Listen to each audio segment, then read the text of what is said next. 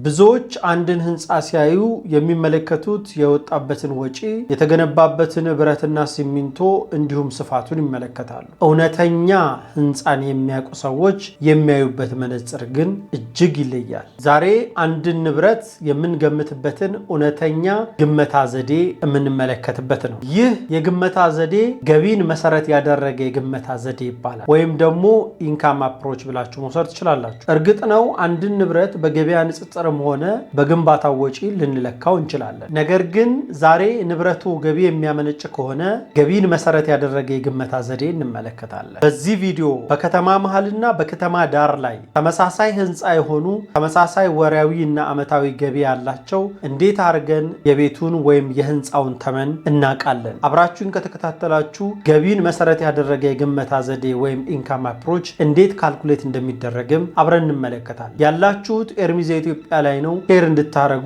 ላይክ እንዲሁም ሰብስክራይብ እንድታረጉ እንጋብዛችኋለን። ቀጥታ ዝርዝሩ ጋር እንሄዳለን። ኤርሚዝ ኢትዮጵያ የመተማመን ግንኙነት ለተሳካ አገልግሎት። አንድን ንብረት የዛሬውን ዋጋ፣ ወደፊት ሊያስገኝ የሚችለውን የተጣራ ጥቅም እንዲሁም የሚያመጣውን የገንዘብ ፍሰት ነጸብራቅ ነው። እናንተ የምትገዙት ፎቅ ብቻ አይደለም። የሀብት ምንጫችሁ ያሁኑ የገንዘብ ፍሰታችሁ ነው። ስለዚህ በዚህ ስሌት ውስጥ ትልቁን ሚና የሚጫወትልን የካፒታላይዜሽን ምጣኔ ነው ወይም ካፕሬት ልትሉት ትችላላችሁ። ካፒታላይዜሽን ሬት ማለት አንድን ንብረት በገዛንበት ዋጋ ልክ በየዓመቱ የሚያመነጨው የተጣራ ንጹህ ትርፍ በመቶኛ ሲሳላ ማለት ነው። ይህ ፐርሰንት የሚያሳያችሁ ትርፍን ብቻ ሳይሆን የኪሳራ ትልቁ መነጽርም ሆኖ ነው የሚያገለግለው። አሁን ንብረቱን ለማወቅ ነው የተነሳ ነውና በሁለት ቦታዎች መድበን ንብረቱን ዋጋቸውን እያሰላን አሁናዊ ዋጋቸውን እንነገራለን። ይህ ከተማ ውስጥ ያለ ህንፃ ነው። ይህ ህንፃ የሚያመነጨው የተጣራ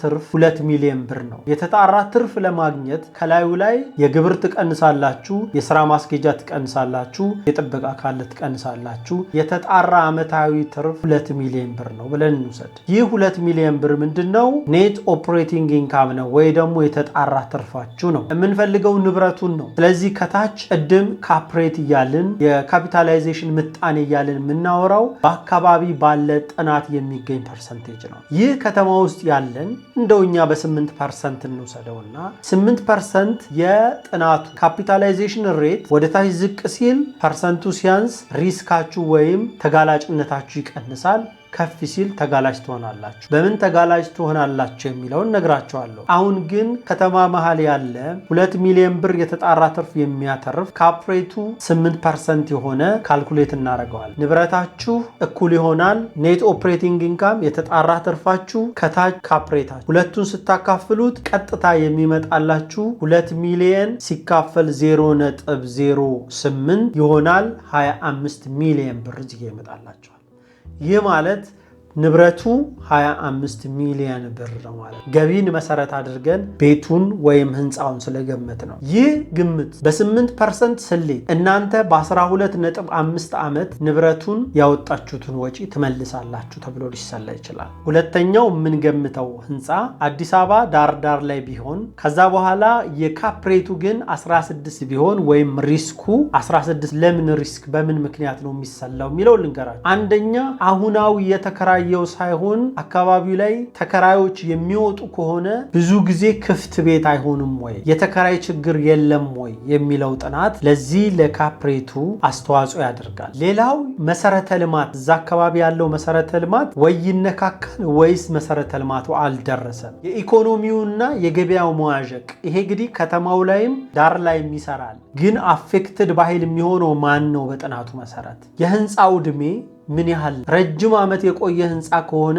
እላዩ ላይ የሜንቴናንስ ኮስት ስለሚጨምር በዛ ምክንያት በካፕሬቱ ላይ ከፍ ያለ ፐርሰንቴጅ እንዲያመጣ ያደርገዋል። ስለዚህ 16% ካፕሬት ያለው አሁናዊ 16% ትርፍ ሊሰጣችሁ የሚችል ከኋላው ግን ሪስክ ከፍተኛ የተሸከመ ህንፃ አለ። ይሄ ህንፃ 2 ሚሊዮን ያስገባል። ንብረቱን ነው ማወቅ የፈለጋችሁት። 2 ሚሊዮን የተጣራ ትርፍ ኔት ኦፕሬቲንግ ኢንካም ስታካፍሉት በ0.16 ስታካፍሉት 12 ሚሊዮን 500 ሺህ ብር ይመጣል። ሁለት ተመሳሳይ ነገር ቦታ በመቀየራቸው ምክንያት የዋጋ ለውጣቸው የተራራቀ ሆነ። ነገር ግን ያኛው 25 ሚሊዮን ብር የተገዛው በ12.5 ዓመት ስለተመለሰ ይሄኛው ግን 2 ሚሊዮን ብር እያስገባ ቢቀጥል ኖሮ በ6 ዓመት ነው የሚመልሰው። ንብረቱን በ6 ዓመት ነው የራሳችሁ የምታደርጉት። ግን ሪስክ አንዳንድ ርካሽ ነው ግን ገቢው ከፍ ያለ ምን አይነት ሪስክ ሊያሸክሟችሁ ምን አይነት ነገር ከኋላው አለው? ይሄ እንግዲህ